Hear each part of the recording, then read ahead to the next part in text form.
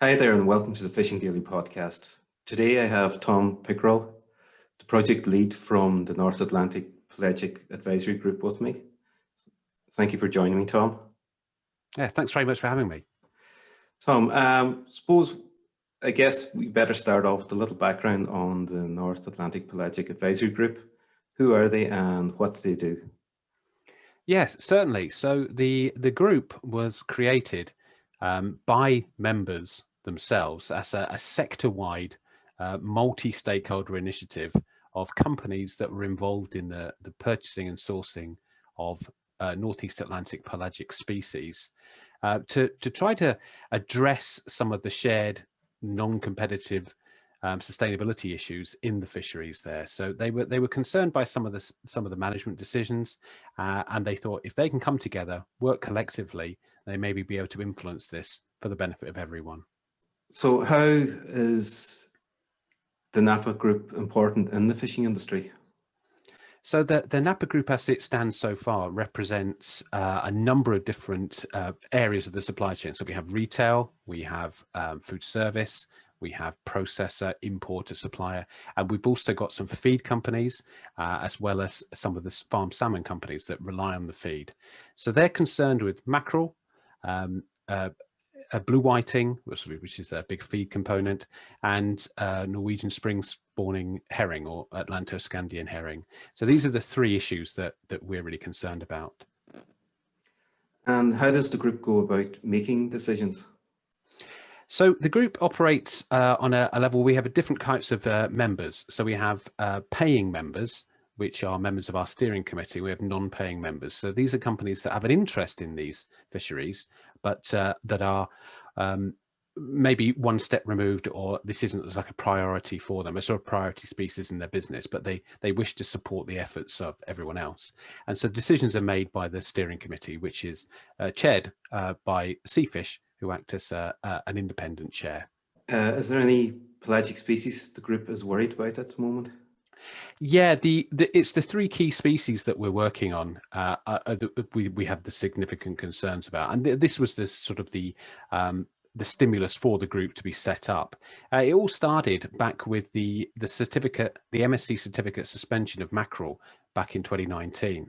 This the mackerel has been an MSC certified fishery in the region for quite a while, and it's an important fishery for many businesses who've made commitments to the MSC and other certification schemes. So when that certificate was suspended, it had quite an impact on the supply chain. All of a sudden, their portfolio of species that meet these sustainability requirements was diminished. And so the group, early version of the group convened to discuss why has this happened and what is happening.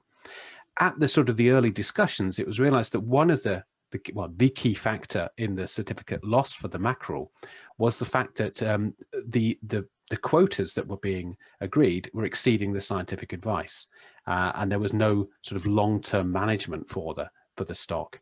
And of course, that's a requirement for the certification.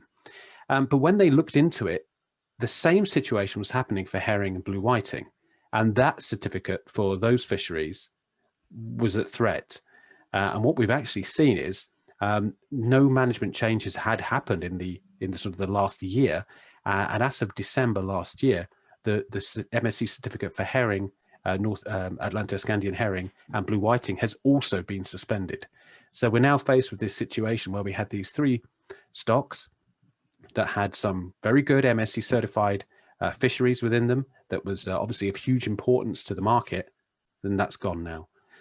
Particularly for the blue whiting, the impact of the certificate suspension has been that the Aquaculture Stewardship Council, or ASC, certificates for some of the salmon that uses blue whiting as feed, that has been impacted because that is a requirement of the ASC certification. So you can see that's quite a knock-on effect. And of course, salmon is also a big seller for the retail sector. So we have this big mess, essentially, and the group is really concerned about this, the impact of these three suspensions. Is there a reason behind the impacts on mackerel and herring and blue whiting? Is it global warming? Is it overfishing, or is it some other factor? Yeah, that's a great question. You know, what has caused this? Well, in previous years, say before sort of around about the mid 2000s for mackerel, let's take mackerel for the example, around about the mid 2000s, Iceland had a national quota of mackerel for about 2,000 tons, so a tiny component of the fishery.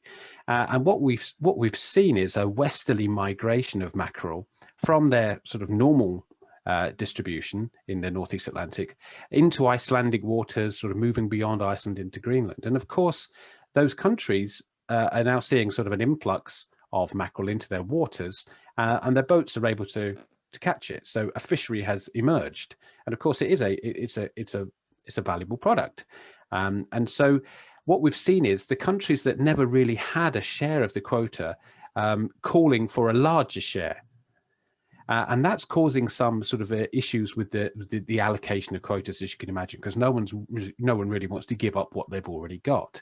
There have been discussions about allocations of this, and for example, there has been an previous agreement between the EU, Norway, and the Faroes on mackerel, for example, and they'd offered Iceland a percentage. But that didn't meet the Icelandic's requirement, so they wanted more than was offered. And what Iceland did in the end was they set a unilateral quota, so they set their own quota.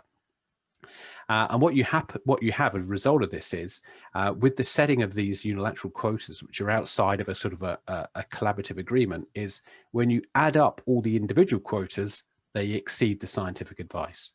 And as a result, with mackerel, we're taking about 30% more than the scientific advice is saying we should. And of course, that's overfishing. And while that hasn't led to the stock to be overfished yet, because this is quite a resilient stock, the spawning stock biomass, so that's the number of mackerel in the sea essentially, is decreasing. So we're not yet at that sort of that bad level, but we're overfishing it in the minute. And that's the reason why it's lost its certificate. We have this, the groups, the coastal states that are involved in the fishery are not able to agree on a level that's within scientific limits. So people are wanting more than others are willing to give. And that's what it boils down to. There's no problems with bycatch. There's no problems with the actual stock level at the minute. There's no problem with habitat impact by the form of fishing. It's an entirely political issue. And that's the same with herring and blue whiting. How would that impact on, say, like mackerel fishing for the UK and Ireland in the long term? Yeah, and you could ask that question for any of the coastal states. And what we're seeing is that the EU-UK, the EU-UK split is still to be sort of finalised, of course, with Brexit. But if we just take that as the EU split, the EU volume that has been allocated to them hasn't really changed. But the long-term consequences will be, if we continue overfishing, then of course the SSB is going to decrease, and then the actual proportion will decrease. And so if things don't change, one, there'll be the consequences with this fishery, or this stock won't have fisheries that are MSC certified, which may have market impacts, but also the total share for everyone will decrease. So everyone will get less. So it's a bit of a strange situation, because if everyone managed to agree to fish within the scientific levels, we would probably see the stock increase, and then everyone would get a bigger percentage than they get if the stock is of a smaller size. How long would it take these fisheries to get their certification back, if, say, everybody did fall in line and agreed to proper quotas? It would be incredibly quick, because the fisheries they've already had an MSC assessment. I don't think it's quite as simple as just rescinding the suspension. I think there is a timeline for that I'd need to sort of confirm, but it's reasonably soon for the mackerel. But everything else is in play. We don't have to rebuild the stock. It is a political decision, and if that political decision was made, then it would be a case of just going through the MSC process again, which is the assessment, stakeholder input and then certification. So it would be a very straightforward issue. We've actually, how are we going to try to improve the situation as Napa? Well, we're trying to use our sort of combined commercial leverage to say, hey, we are your customers, and to the actual decision makers, which aren't the fishermen, of course, it's politicians. We're a significant part of the economy here, and we want you to manage appropriately. And if you do, then everyone's going to benefit. The ecosystem will be benefit. All the catching sector will benefit, and of course the market will benefit. So it's a kind of a no-win situation. And how we're trying to do that is through the framework of a fishery improvement project for the mackerel and herring, and through the Marine Trust Improver project for the blue whiting, which is a very similar structure. It's just sort of aimed at sort of feed fisheries. So this improvement project framework essentially sets out what needs to happen by whom to move the fishery from this level of environmental performance to this level, and this level being that would achieve MSC. The first part of that is to sort of do an analysis of what are the actual problems with the fishery. And that's confirmed to us what we already knew, it's management. And that's the thing that needs to change. So we could get a really quick turnaround. If stocks are managed the way that they are at the moment, how long would it take the stocks to deteriorate and become endangered? That's a really difficult question to answer, because these stocks are by nature highly fluctuating. So we could see very good recruitment, and the stock actually increased despite this overfishing, which is a sort of a separate issue to the issue at hand. This highly fluctuating nature can have an impact on certifications, but the key thing for us is the fact that it's the market impact on the lack of certifications, and they really have to sort of pull that back. So it's about reducing the risk of fisheries actually dropping into that danger area or the precautionary level.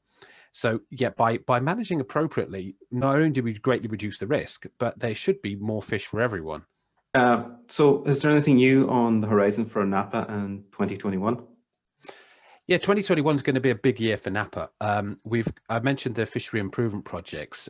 We're going to be launching these formally, hopefully in this quarter. We've just got to get them reviewed. So for the fishery improvement project for the mackerel and herring, that will be our project will be launched on a platform called Fishery Progress, which is a platform set up to host fishery improvement projects, and we're going to have a 3-year timeline for us to make these improvements to the fishery. For the blue whiting, we'll also be launching our Marine Trust Improver program. Again, that will be hosted by Marine Trust. So we're going to have 2 very transparent platforms that we'll be using, so anyone can actually see the progress we're making. So that's the key thing here: launch the improvement projects, and we're giving ourselves a 3-year timeline. You can have up to 5 years, but we feel that 5 years is too long for this. I've mentioned it can be a quick turnaround because this is, like I say, a political issue. So 3 years to do that. But the other big thing we're launching this year is a catching sector roundtable. And that's going to be to bring together all the pelagic catching sector organizations, so not individual fishermen necessarily, but the organizations that represent them. So Napa can speak to them and to explain what we're doing, explain why we're doing it, and explain the market impact of the certifications loss. Ideally, we would like to get the catching sector working with us to call for this improved management by the decision makers. We understand that allocation of quotas is of prime interest to the catching sector.